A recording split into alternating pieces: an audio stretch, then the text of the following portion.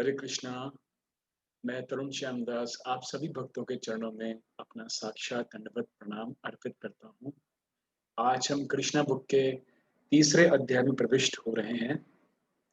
Krishna book भगवान कृष्ण की लीलाओं का बहुत सुंदर दर्शन है जो हमें प्रभुपाद की कृपा से प्राप्त हुआ है। तो आज हम इसका तीसरा अध्याय पढ़ने जा रहे हैं। ओम नमो भगवते वासुदेवाय। ओम नमो भगवते वासुदेवाय। ओम नमो भगवते वासुदेवाय। तो जैसा कि हमने भगवान कृष्ण की दूसरे अध्याय में भगवान कृष्ण को जो देवताओं ने उनकी स्तुति करी भगवान कृष्ण की, जब भगवान कृष्ण को देवकी मैया अपने गर्भ में धारण किए हुए थी, वो हमने समझा था। अब हम आज भगवान कृष्ण का जन्म तीसरा चैप्टर खोल रहे हैं और इस चैप्टर को आप बहुत सुंदर तरीके से समझिएगा। और देखिए, इस चैप्टर के अंदर सबसे पहले पर्पट के अंदर ही पहले ही पैराग्राफ में प्रभुपाद लिखते हैं कि भगवत गीता में भगवान कहते हैं कि उनका प्राकट्य, जन्म तथा कर्म और सारे कार्यकलाप सभी दिव्य हैं। जो उन्हें ठीक से समझ लेता है वह तुरंत ही वैकुंठ जाने का भागी बन जाता है। मैंने आपको जो रेफरेंस दिया था भगवत गीता का श्लोक नंबर 9th चैप्टर नंबर 4.9 का, वही बात प्रभुपाद यहाँ पर कह रहे हैं। तो भगवान का जो प्राकट्य है वो किसी सामान्य पुरुष की तरह नहीं होता। सामान्य पुरुष हम जैसे जीवात्मा, हमें ये भौतिक शरीर लेने के लिए बाध्य होना पड़ता है। हमें कई अलग अलग प्रकार के शरीरों को लेने के लिए फोर्सफुली हमें आना पड़ता है, बाध्य होना पड़ता है, क्योंकि हमारे विगत कर्म पिछले जन्मों के या जो भी हमने प्रकृति के 3 गुणों के अधीन रह के जो भी कार्य किए हैं, उसके अनुसार हमको शरीर प्राप्त होते रहते हैं, चाहे हम चाहें या हम ना चाहें। लेकिन भगवान के साथ ऐसा नहीं। भगवान जब भी इस भौतिक जगत में प्रकट होते हैं तो अपनी इच्छा से प्रकट होते हैं, अवतार लेते हैं, आते हैं भक्तों को आनंद देने के लिए, अपने आप स्वतः आते हैं। तो यहाँ भगवान कृष्ण का जब जन्म हो रहा है, उस वक्त आकाश में, इस सौर मंडल में जो कॉन्स्टलेशन है, जो प्लैनेट्स हैं, उनकी जो स्थिति है वो बहुत ही शुभ बन जाती है। सभी प्लैनेट्स अपनी बेस्ट पोजीशन ले लेते हैं और बहुत ही शुभ, एक ऑस्पिशियस कॉन्स्टलेशन, एक ऑस्पिशियस ग्रहों की दशा हो जाती है। रोहिणी नक्षत्र, जो कि ब्रह्मा जी के डायरेक्ट सुपरविजन में आते हैं, वो भी अपनी बहुत अच्छी ऑस्पिशियस पोजीशन ले लेते हैं। यहाँ लिखा है कि रोहिणी नक्षत्र भी जो फलित ज्योतिष के अनुसार शुभ माना जाता है, प्रबल था जब भगवान कृष्ण का जन्म हो रहा था। तो भगवान जब इस धरती पर प्राकट्य होने जा रहा है, उसके उनके आने के पूर्व सारे कॉन्स्टलेशन और सारी प्रकृति किस प्रकार रिस्पॉन्ड करती है, ये हम पहले समझते हैं इस चैप्टर के अंदर। आगे हम देखते हैं कि सारी दिशाएं, पूर्व, पश्चिम, पश्चिम, दक्षिण, उत्तर, सभी डायरेक्शंस, सब जगह शांति और संपन्नता का माहौल बन जाता है। आकाश में शुभ नक्षत्र दिख रहे हैं। यही नहीं, लोगों के मनों में बहुत प्रसन्नता होती है, लोग काफी हर्षित महसूस कर रहे होते हैं। और केवल यही नहीं, जो नदियां हैं, नदियों में जल बहुत ही तेज प्रवाह से, बहुत ही नदियां एकदम खुश होकर के बहती हैं। और इसी प्रकार वायु भी जो है, फूलों की सुगंध को कैरी करती है और एक बहुत ही सुंदर वातावरण बन जाता है।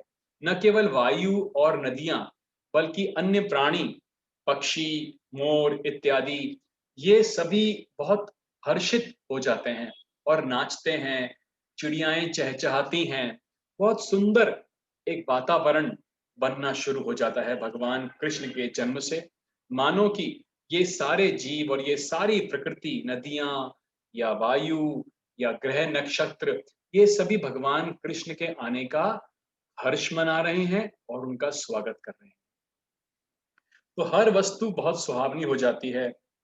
और यहाँ तक कि ब्राह्मणस ब्राह्मणस जो कि आसुरी राजाओं के डर के वजह से, उनके अत्याचारों की वजह से हवन आदि यज्ञ लगभग बंद कर चुके थे।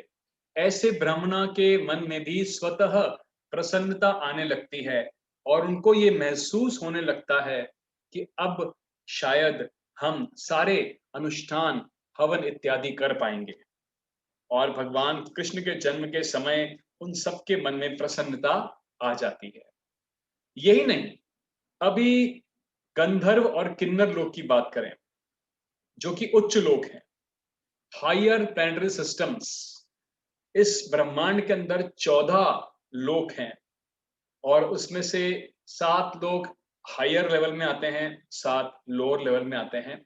तो जो उच्च लोकों के गंधर्व हैं, किन्नर हैं, ये गंधर्व किन्नर सभी एलिवेटेड एक्सॉल्टेड जीवात्माएं हैं जीवात्मा ही, लेकिन बहुत तपस्या, बहुत अच्छे प्रकार के कर्म करने के कारण वो उच्च लोक में निवास करते हैं।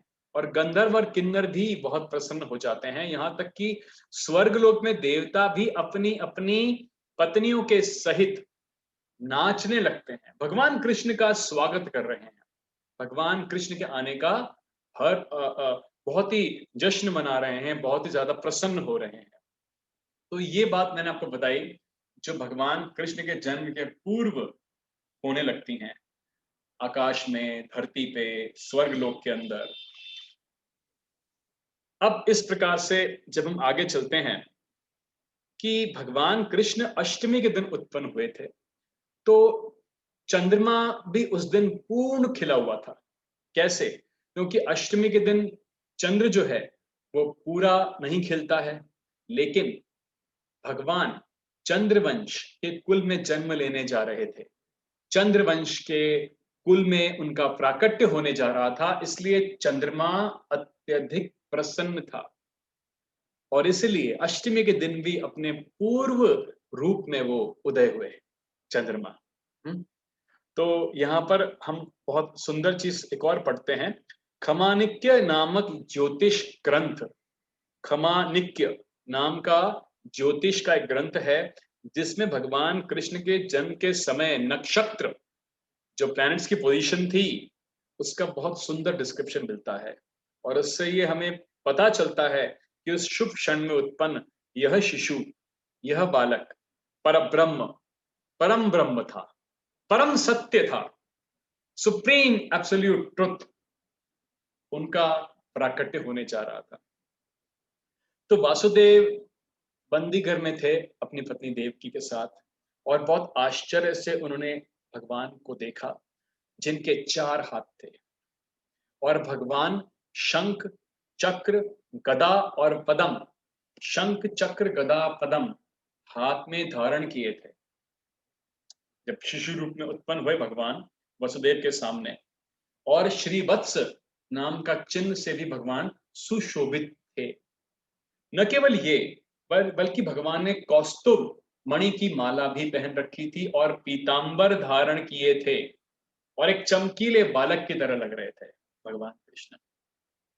तो जब भगवान को देखा वसुदेव ने कि शरीर पे अमूल्य कुंडल, अन्य आभूषण धारण किए थे, तो उनको इस बात से काफी आश्चर्यचकित हो गए कि एक नवजात शिशु किस प्रकार से ऐसे आभूषित हो सकता है, एक छोटा बच्चा किस प्रकार से ऐसे शंख, चक्र, गदा, पद्म, इतने सुंदर आभूषण, पीतांबर धारण किए हुए हो सकता है।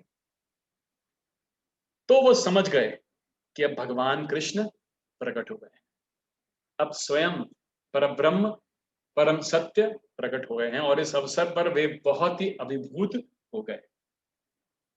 आगे चलते हुए वो ये सोचते हैं कि इस भौतिक प्रकृति द्वारा मैं तो एक सामान्य बद्ध जीव हूं, जो कि कंस के द्वारा बंदी भी हूं, तो भी भगवान विष्णु जो सर्वव्यापी हैं, मतलब सब जगह व्याप्त हैं, प्रेजेंट हैं, वह कृष्ण के अपने मूल रूप में उनके घर में एक शिशु के रूप में प्रकट हुए हैं।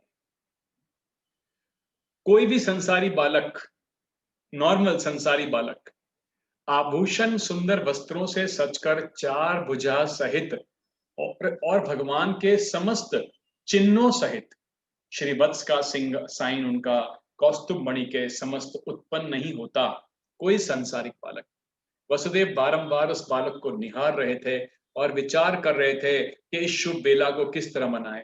यहाँ पर उनके पिता वसुदेव एक क्षत्रिय थे और इतने प्रसन्न होते हैं कि मनी मन हजारों गायों को दान करते हैं, क्योंकि क्षत्रिय समाज में राजमहल में जब भी कोई अच्छा उत्सव होता था तो ब्राह्मणों को दान दिया जाता था, ब्राह्मणों को भोजन करवाया जाता था, प्रजा में उत्सव होता था और कई प्रकार का मनोरंजन भी होता था।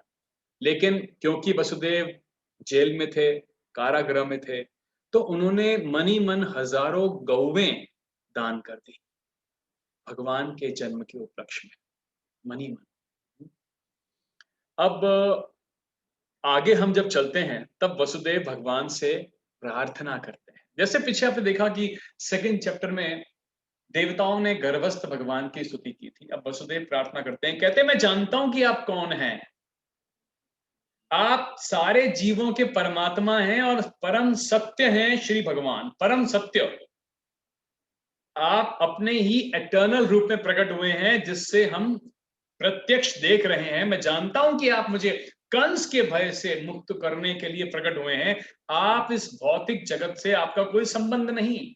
आप वही पुरुष हैं जिनकी भौतिक प्रकृति पर देखने मात्र से यह सारा भौतिक दृष्टि, भौतिक जगत अपने आप चलने लगता है।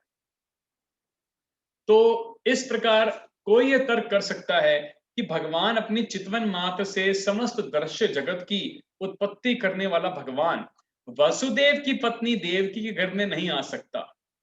इस तर्क का काउंटर या उच्छेद करने के लिए वसुदेव कहते हैं, हे प्रभु, इसमें आश्चर्य नहीं है कि आप देवकी के घर में प्रकट हुए हैं, क्योंकि सृष्टि की रचना भी इसी प्रकार हुई थी। जब ये कॉस्मिक मैनिफेस्टेशन बना था तो वो कहते हैं आप महाविष्णु के रूप में कारण कारणाव में शयन कर रहे थे और आपकी सांस प्रक्रिया से अनंत ब्रह्मांडों की उत्पत्ति हुई। भगवान के सांस लेने और छोड़ने से ही कई ब्रह्मांडों की उत्पत्ति हो गई और तब भगवान प्रत्येक यूनिवर्स के अंदर, प्रत्येक ब्रह्मांड के अंदर गर्भोदक्षाई विष्णु के रूप में प्रकट हुए और फिर अपने आप को क्षीरोदक्षाई विष्णु के रूप में विस्तार करके करोड़ों अनंत जीवों के हृदय में प्रविष्ट हो गए। और आप हर प्राणी के हृदय में हैं, यहां तक कि अणु के भीतर भी प्रविष्ट हो गए। इसलिए देवकी के गर्भ में प्रविष्ट होना और उसके साथ साथ आपका बाहर भी हर जगह होना बिल्कुल नॉर्मल है, क्योंकि आप सर्वव्यापी हैं। आप अणु के अंदर भी हैं, देवकी के गर्भ के अंदर भी हैं, आप हर प्रत्येक जीव के हृदय के अंदर भी हैं। तो इस प्रकार एक वो उदाहरण भी देते हैं, वसुदेव यहाँ पे एक एग्जाम्पल देते हैं, कहते हैं कि हम भौतिक उदाहरणों के माध्यम से आपके प्रवेश, एंट्री और अप्रवेश को समझ सकते हैं। जैसे 16 एलिमेंट, 16 तत्वों में विभाजित होने पर भी संपूर्ण भौतिक शक्ति कायम रहती है। यह भौतिक शरीर जो हमारा दिखता है पंच महाभूत का है, 5 स्थूल पृथ्वी, जल, अग्नि, वायु तथा आकाश का संयोग है। और जब भी कोई भौतिक शरीर ऐसे बनता है तो ऐसा लगता है कि ये तत्व वापस से सर्जित हो रहे हैं, किंतु रियलिटी ये है कि ये सारे तत्व शरीर के बाहर हमेशा विद्यमान रहते हैं। इस तरह यद्यपि आप देवकी के गर्भ में बच्चे के रूप में प्रकट हुए हैं, शिशु के रूप में आप प्रकट हुए हैं, किंतु आप उसके बाहर भी विद्यमान हैं। आप सर्वव्यापी हैं, आप अपने धाम में भी हैं और आप करोड़ों रूपों में अपना विस्तार कर सकते हैं।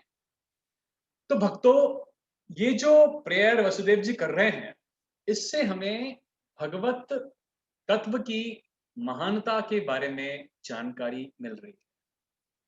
भगवान किस प्रकार सर्वव्यापी हैं उसके बारे में हम समझ पा रहे हैं। और वसुदेव ये भी कहते हैं कि मनुष्य को बहुत ही बुद्धि के साथ आपके अवतार को समझना चाहिए, क्योंकि आपसे भौतिक शक्ति भी उद्भूत है। जैसे सूर्य का प्रकाश सूर्य मंडल को इन्फ्लुएंस नहीं कर सकता, उसको कंट्रोल नहीं कर सकता, उसी प्रकार से ये सारी भौतिक सृष्टि और जितने भी भौतिक सृष्टि के अंदर सब कुछ जो इस जगत में विद्यमान है, भगवान से उद्भूत है, भगवान से ही इसका प्राकट्य हुआ है, तो इसका भगवान के ऊपर कोई प्रभाव नहीं पड़ सकता। तो इस प्रकार से आगे वो कहते हैं कि वेदों में कहा गया है कि परब्रह्म, वेदों में क्या कहा गया है कि परब्रह्म यानी सुप्रीम एब्सोल्यूट ट्रुथ तेज प्रकट करते हैं, तेज, जिसके फल स्वरूप प्रत्येक वस्तु इस ब्रह्मांड में प्रकाशित होती है। यहां तक कि सूर्य का तेज भी भगवान के ब्रह्म ज्योति के तेज से ही आ रहा है।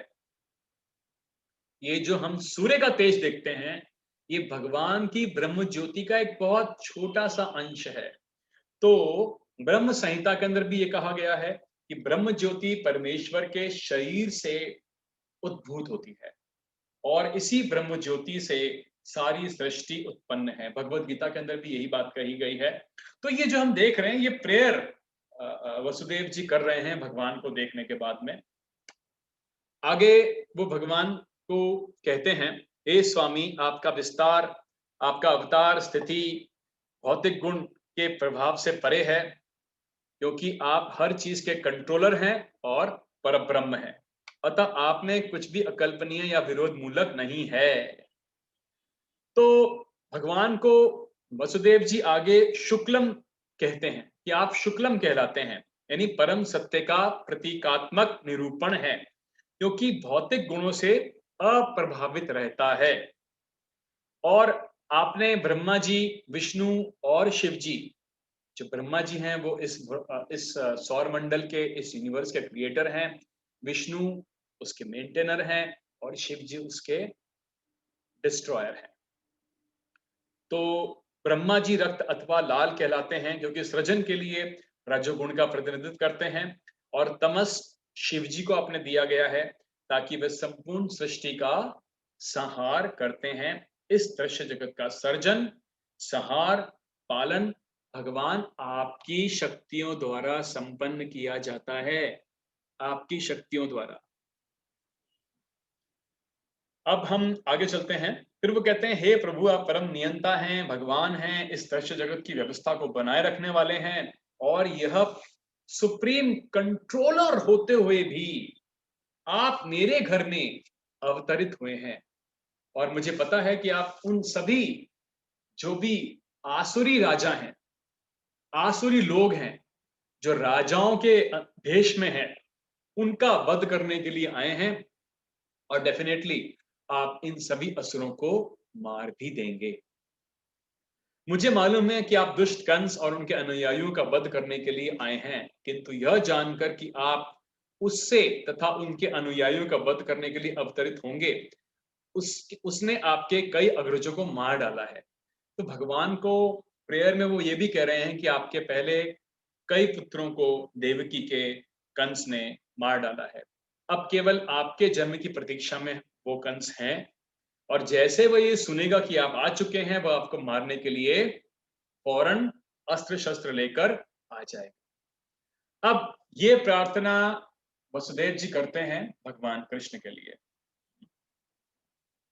क्योंकि वो समझ जाते हैं कि स्वयं परब्रह्म, पूर्ण सत्य, सुप्रीम नियंता मेरे घर में, मेरे इस कारागार इस यहाँ पर मेरे बंदी गृह में, और मेरे पुत्र के रूप में, एक शिशु के रूप में उत्पन्न।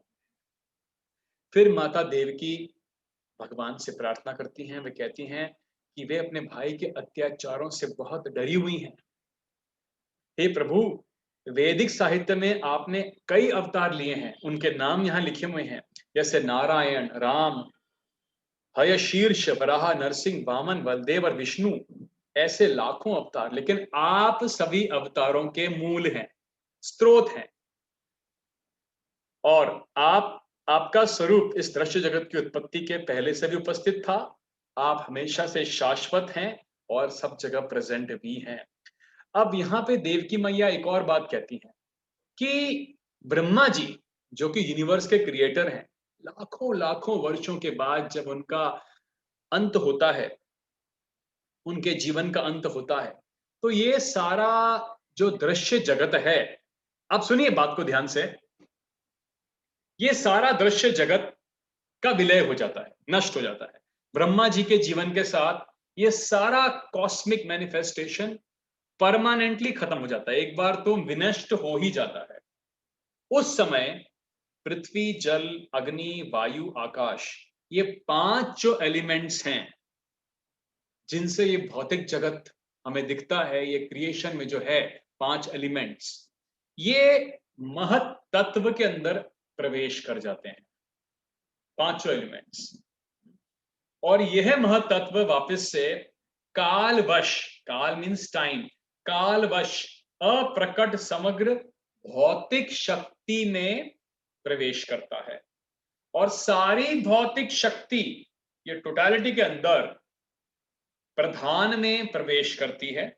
प्रधान is like a store house, एक स्टोर हाउस समझ सकते हैं आप प्रधान को, जिसमें भौतिक सृष्टि के सारे एलिमेंट्स प्रवेश कर जाते हैं और फिर ये प्रधान भगवान में प्रवेश करता है। तो माता देवकी यही कहती हैं कि ये प्रधान आप में प्रवेश करता है।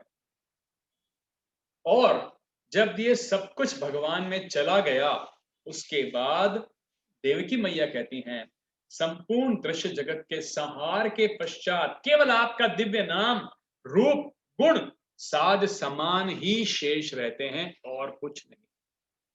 तो इतना सुंदर प्रेयर देवकी मैया कर रही हैं भगवान से और भगवान को बता रही हैं, और हमको सीखने के लिए मिल रहा है कि किस प्रकार से ये पांचों तत्व महत तत्व के अंदर प्रवेश करते हैं और महत तत्व अप्रकट भौतिक शक्ति में प्रवेश करते हैं। ये पूरी संपूर्ण भौतिक शक्ति, सब कुछ कंप्लीट मटीरियल जो प्राकट्य है, ये करता है प्रवेश a sort of store house, प्रधान में जाते हैं और प्रधान भगवान में प्रविष्ट हो जाते हैं और फिर कुछ बचता नहीं है सिवाय भगवान के नाम, गुण, रूप और भगवान के साज समान ही शेष रहते हैं। आगे हम देखते हैं भगवान को वह सादर नमस्कार करती हैं, कहती हैं क्योंकि आप अव्यक्त समग्र शक्ति के निदेशक, भौतिक प्रकृति के परम आधार हैं। सारा दृश्य जगत वर्ष के अथ से इति तक कालाधीन है और सब आपके निर्देशन में कार्य करते हैं।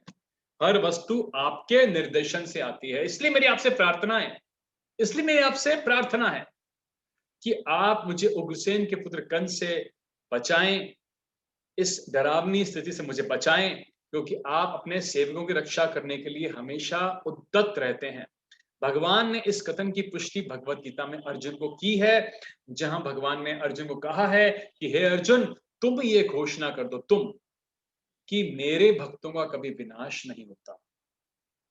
इस प्रकार रक्षा करने के लिए माता देव की प्रार्थना करती हैं और कहती हैं मैं अभी भी डरी हुई हूं कि जैसे ही कंस को मालूम पड़ेगा कि आपका जन्म हो चुका है, वो आपको हानि पहुंचा सकता है।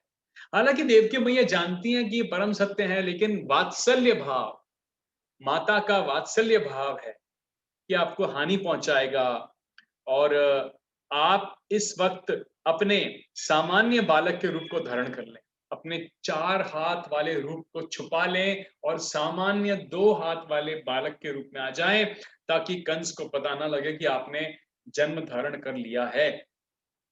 इसलिए मेरी प्रार्थना है आपसे कि आप इस चतुर्भुज रूप को, जिसमें आपके विष्णु के शंख, चक्र, गदा, पद्म छिपा लें, इसको छिपा लें। तो देवकी की प्रार्थना सुनकर भगवान उत्तर देना शुरू करते हैं और भगवान कुछ बातें कहते हैं बहुत सुंदर।